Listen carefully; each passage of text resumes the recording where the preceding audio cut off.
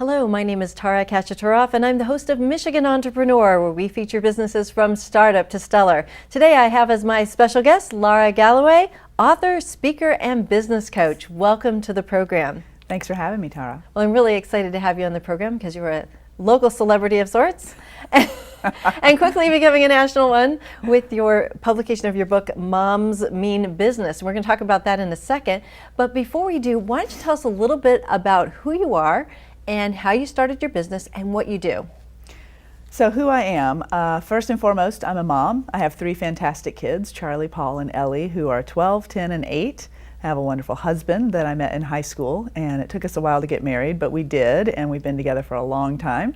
And I live close by here in Bloomfield Hills, which is nice, except that I'm really a southern girl, displaced and suffering through the winters. So Michigan is my favorite place to be when it's 80 degrees and sunny. In my business life, I am a business coach, and I work with women and other very strong individuals who are really interested in making a life work for them, designing a life that works for them, and having a business fit into that. And most recently, I am the co-author of Moms Mean Business, a guide to creating a successful company and a happy life as a mom entrepreneur, with my co-author, Erin Babler, who lives in Seattle. I'd love to ask you, where are your roots from? Where are you from?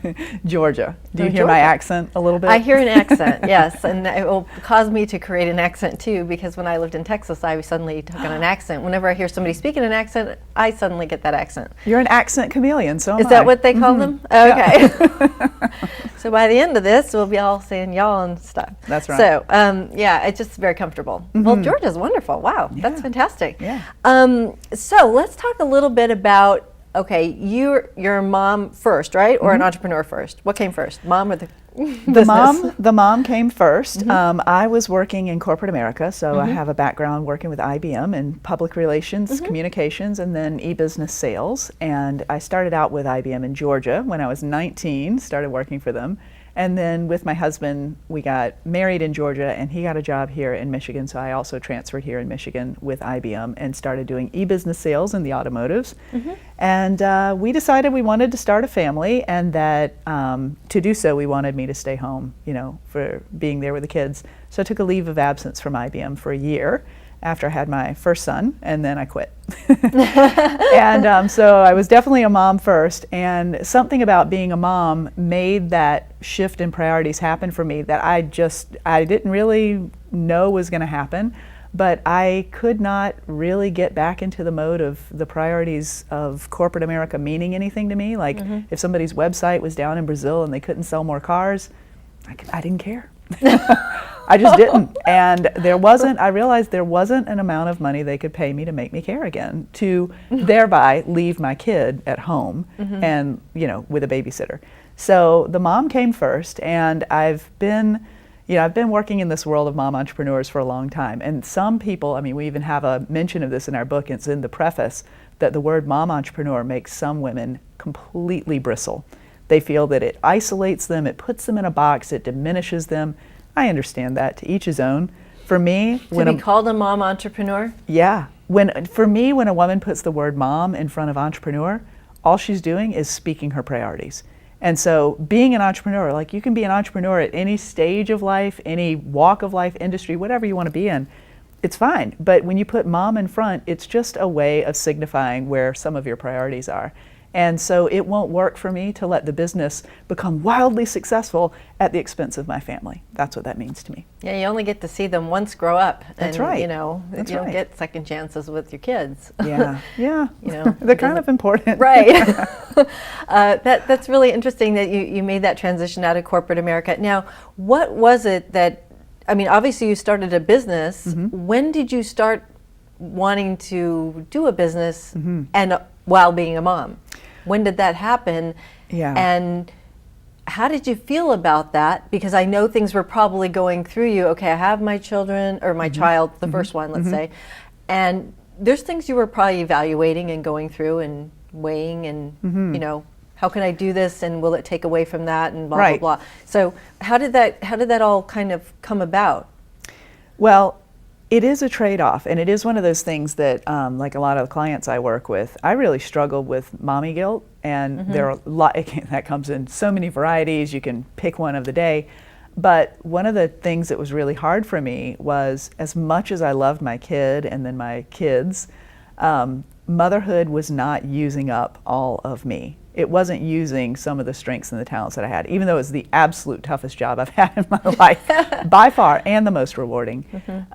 There was just more. And I had planned to like just be a stay-at-home mom and be like 24/7 attached to these kids. And after being 24/7 attached to the kids and going through postpartum depression with my second kid, you know, my mom sat me down one day. She's like, "Honey, you need to work." And I was like, "Yes, I do," because I was just kind of dying. I'm an extrovert, and I'm a person who needs to feel connected and challenged and acknowledged and validated, and to share the things I do. And so I found my way to coaching, to life coaching, from my husband's cousin. It was an idea planted in my head because she was doing it. And from the day she told me about life coaching and a certification program I could begin in New York, I was on a plane 2 weeks later, enrolled in a year-long program that cost me $20,000. And while I had two kids, one was a baby, 7 months old, and the other one was 2-something. And I was leaving them 1 week in a month to fly to Manhattan to spend a weekend becoming a certified coach. And that was therapy right there. That's just what I needed. But I always say, you know, necessity is the mother of invention. I never wanted to be an entrepreneur. I grew up watching my dad and my brothers run their own companies, be entrepreneurs, and I was like, oh my God, so it is in your DNA. It is. It's interesting. It is, but I saw so much risk growing up. There's a stress, and you see it impacts the family. It does, absolutely. I mean, and it takes a certain mindset. And I mean, let's face it, I'd been at IBM, and before that I was in academia. I mean, places that have a nice little rote path, you just keep going, right? Yeah. And here I was in motherhood, no path, no structure, and now entrepreneurship. Hey, no path, no structure. And you got to make it all yourself. That's right. You got to do it all yourself. That's right. So. Yeah. So you did the coaching, and somehow along this path you connected with your co-author, Erin Babler. How did that all come about? How did, you know, this book is a culmination of things. So how did it come about that, did you wake up one day and say, I want to write a book, and then find her, or did you find each other and then say, hey, let's write a book? How did this all unfold? I never woke up saying I wanted to write a book. Even though I'm an English major, like oh, really? writing, Cool. and a comparative literature master's degree. Wow, I've written a lot of theses. Yeah, that's fantastic. I did not want to write a book, but I knew I needed to, just for the level of development and the goals I have in my business. For me as a professional, this was one of the keys that was missing. I met Erin through the Twitter. Through Twitter, wow. I like to call it the Twitter, like the Google. Yeah, I got on Twitter in 2008, and my husband moved us to Canada for 3 years in 2010. He had an opportunity, 2007 to 2010. We were in Canada, and he had an opportunity to be a plant manager over there for his company. So were you in Ottawa? No, I was outside of Windsor. Oh, outside Windsor. Yeah. Oh, okay.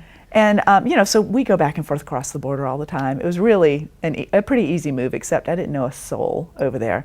And my business was destined to dry up because I had 3 kids ages 5 and under, no babysitter, no childcare, no family, nothing. I didn't know anybody, no clients. So what do? How do you market yourself when you don't know anybody in a new country? Social media. And so I got on Twitter and I started connecting there. And I was also I was very lonely in a lot of ways. And I started this virtual mastermind group for other women life coaches because I just felt like the need to connect. And Erin was one of the members of that group. Oh, wow. And so we were mastermind partners. And I think we maybe did that for about 6 months and then, bounced off, but, kept in touch. And in 2010, I believe, she called me and she said the words, I have always wanted to write a book. It's on my bucket list and the time is now. And I've decided I want to write about mom entrepreneurs, but since I work more with women in transition, not specifically mom entrepreneurs, I need some help in that area. Would you be interested in doing it with me?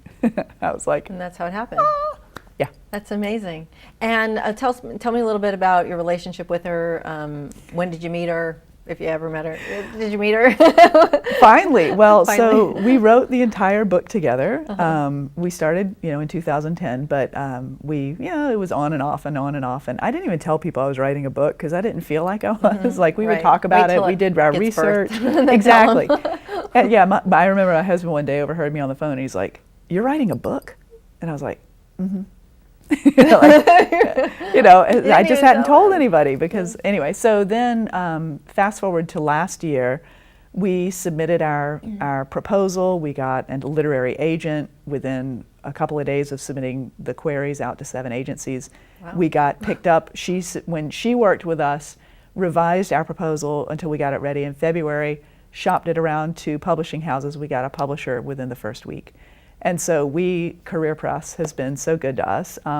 We were completely shocked by all of this. But we wrote, we connected, we did teleconferences. We Skyped one time when she was in Italy, when Erin was in Italy on vacation with her family.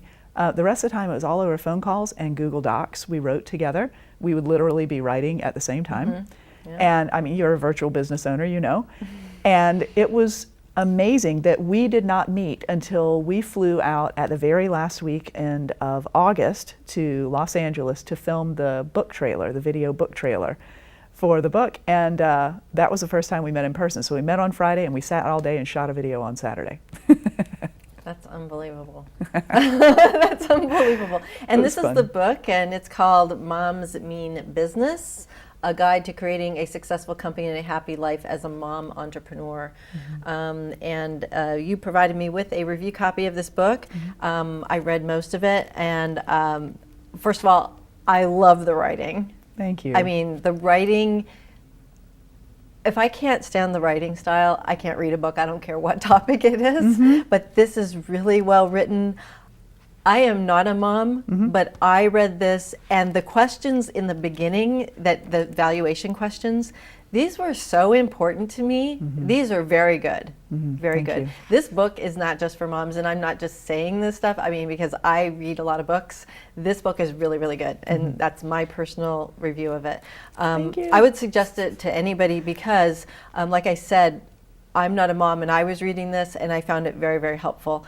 And the writing style, I like the little vignettes where you're sharing things about other women and The their moms experiences, talk, yeah. the moms. That is really helpful because it gives us perspective.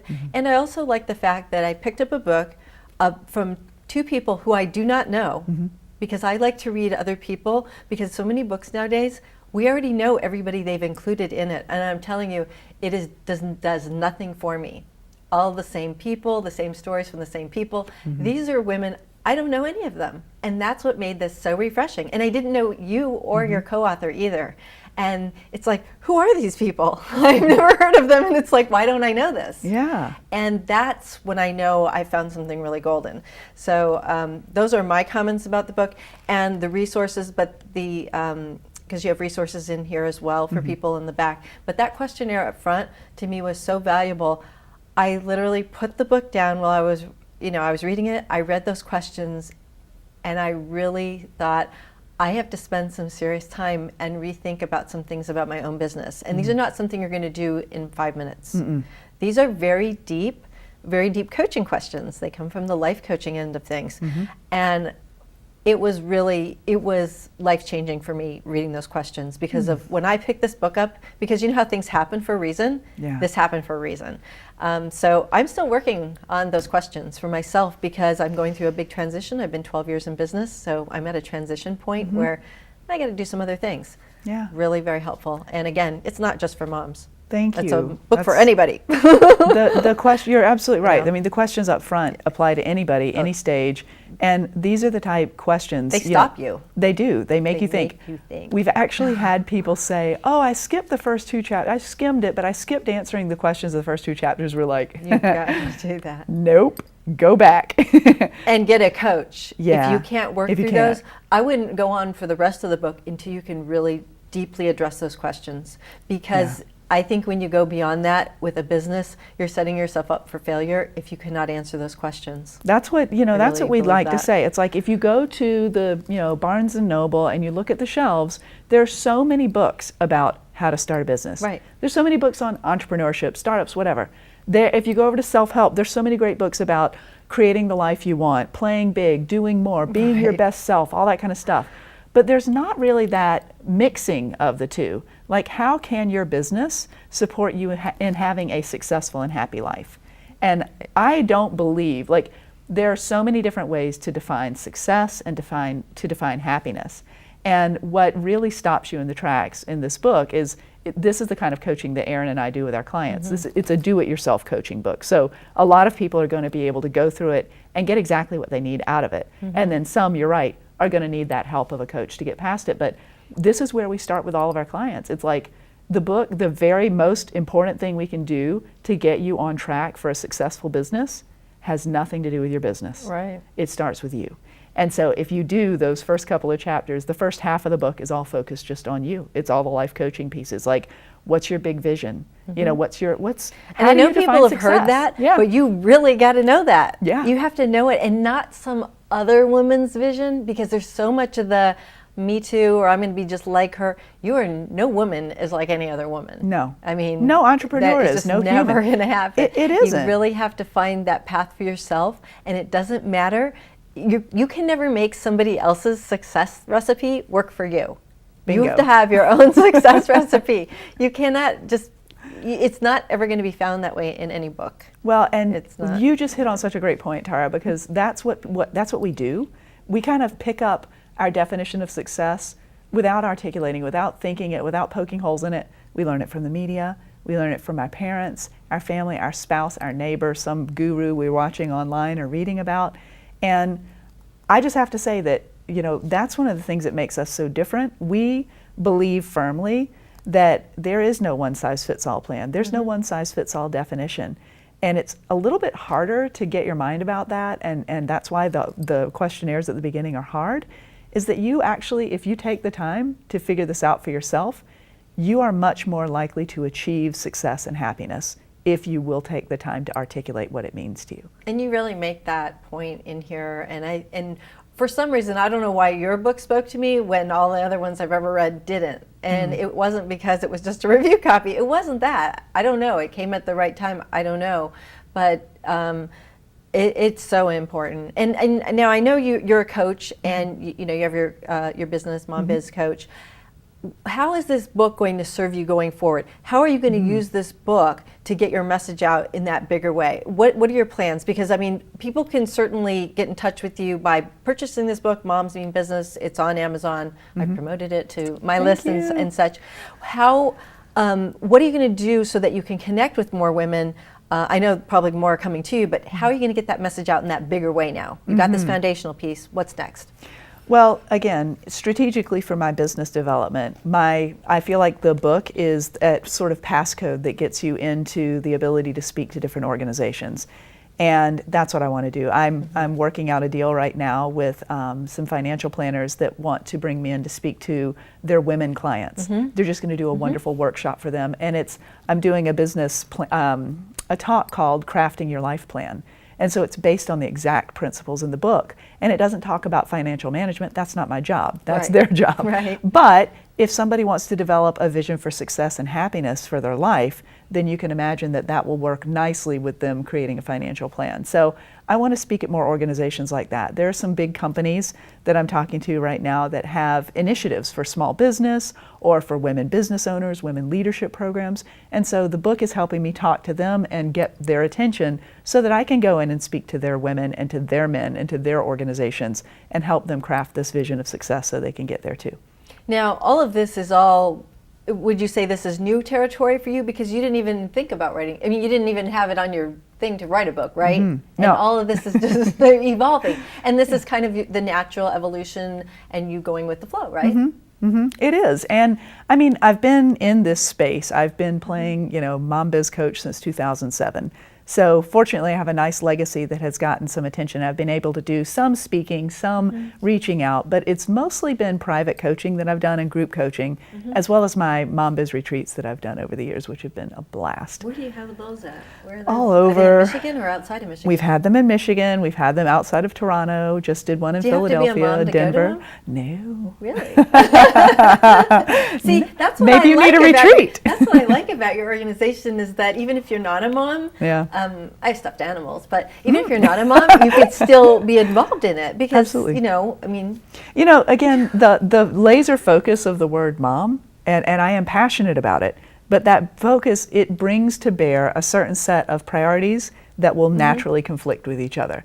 And so whether or not you're a mom, if it matters to you that your life doesn't just work for your business, right, right. then you're going to fit. You know, because Right. that's the point. We just have to have a focus on more than just financial success, more than just business achievements in order to make our lives work. So that's what it's all about. You know, like I said, I'm not a mom, but I can't tell you how impressed I am every day, every year of my life that I've been in business to understand and to learn about and just be amazed by what moms can do handling kids and That's a crazy. family and a business.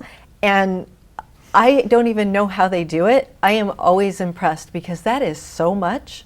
That is not easy. I mean, certainly I don't don't need to be do a it mom looking to like know this that. every day, let me tell you. Generally, sweats, the whole mom uniform is completely true. But it's amazing how, you know, because I know other moms, I mean, they start their work at 10 p.m. at night. I mean, I'm asleep by then. That's when they're starting work because that's maybe the first time they can. And then they're working to the wee hours in the morning and then they sleep for 3 or 4 hours, get up, take care of the family. I'm going straight from here over to Derby Middle School to help chuck fruit sale orders for the band. Big, ginormous boxes. They said, wear your sweats because it's a really, I did it last year too, but yeah, I get to volunteer at my kids' school. I get to go be there. And I don't do that all the time. Generally, I'm very careful with the boundaries around my work hours versus my volunteer hours. But this happens to be the only day that this happens. It's a big annual event. I plan for it, so I get to be there. And that means a lot to me, and it means a lot to my kid. And there's a lot, you know, because you integrate all of that, I think, you know, I have noticed there's a lot of amazing creativity from, I would say, mom entrepreneurs because they have to figure out the best ways to get things done, fastest, easiest, least, you know, amount of money. You know, I mean, they always have to, I mean, in terms of like resource management and constraint analysis, I don't know of anybody better than a mom entrepreneur. Oh, and add to that logistics. Logistics, yes. Because What I had to do last night with my husband out of town, a book launch party, 3 kids in dance, soccer, and Boy Scouts, and me being away. Like the amount of people that I was on I had 2 phones going last night, my home phone and my cell phone, trying to make sure that the kids were at all the different places getting picked up and dropped off. It was insane, and it takes a village, and I am... And look at today, you're all rested and didn't have any sleep, right? You look great. Thank you. You know, I know we're running short on time. Boy, I'd love to talk to you about so many different things. Before we get to our final question, one thing I'd like to ask you is, what did it mean to you? What came out, you know, real quickly about writing this book? What changed about you, or what changed for you in a big way? I know that's not an easy question to answer in like a minute. Yeah, so the biggest thing is that it helps so much for me to kind of compartmentalize some of the different pieces I teach. And as a life coach, you know, you meet the client wherever they are. You don't have a set agenda. It can go here, there, and anywhere. What writing this book did for me was really distill down and help me do this for my clients, that there are 6 or 7 elements that are always in play, no matter who you are, no matter what business you're in. Can you go through those quickly? Well, I know that's like putting you on the spot. It's tough. Knowing your priorities is number 1. priorities. That's chapter 1. Your definition of success and creating a plan for it, number 2. Having a great time management ninja skills, not an option. Go to the gym, work it out. You got to build that muscle. Absolutely critical is number 3. Number 4, I'm going to remember the chapters in a different order. Really understanding the different stages that you're in your business and in your life, and figuring out how the timing of what's going on in your life matches your business. Number 5, writing a business plan that goes with that. Number 6, productivity, like we need lots of productivity tips. Number 7, self-care. That's the last chapter. And it's not going to work for you if you're just setting yourself up for burnout. So we bring in self-care, and we talk a lot about how to do that. So that's what it is, synthesizing all the stuff I talk about in life coaching, which is a big barrel, and turning it into these critical elements. I think that makes it so much more accessible for people. Real quick, what's one or two things you do for self-care that keep you looking like you've just gotten up with 10 hours of sleep? Thank you, because that is not the case today. You know, What do you do? the number one thing is I practice being responsible for my happiness. And if that's what Wow, I can that's teach to other people, wow. I am here today because I am full. I have an amazing family. I have an amazing life. I'm going to get teary. I have amazing friends, and I have amazing clients. And the amount of love that I get in a day makes me able to do this stuff. Wow, I'm getting teary-eyed. That's deep. That's amazing. That's beautiful. I didn't know I was going to say that. That just completely came out. That is completely, unbelievably beautiful. Thanks. Wow. That's what it's all about. It is. It is. So if you're an entrepreneur and you need some help, get it, right? Like, it takes a village. Don't be by yourself. That's the most important advice I can give to entrepreneurs. Really ask for help, all kinds. This has been an amazing interview. I have one final question to you. What is your advice to entrepreneurs? I know you just said get help. Is that your final? It really is, because I mean, there's so many things. It's, you know, write a business plan. It's all that kind of stuff. But see, for me, it's every entrepreneur I've ever coached is an island unto themselves. You start a business on your own, and so you keep doing it on your own. You don't get a memo saying, hey, you should outsource this, delegate that, ask for help here. We all need help. And absolutely learning how to ask for that, how to get the help with childcare, with business planning, with marketing, sales, delivery, fulfillment, all of the different elements that are part of a business, it will change your world when you start doing it. Lara Galloway, unbelievable interview. Really Thank enjoyed you. having you on. I hope we can have you on again in the future. Thank you. Thanks so much for being a guest. I appreciate it. It was a wonderful interview. If you'd like more information about our program, please visit us at www.michiganentrepreneurtv.com. Please join me again in the future when I interview another enterprising entrepreneur. Until then, wishing you the best of business.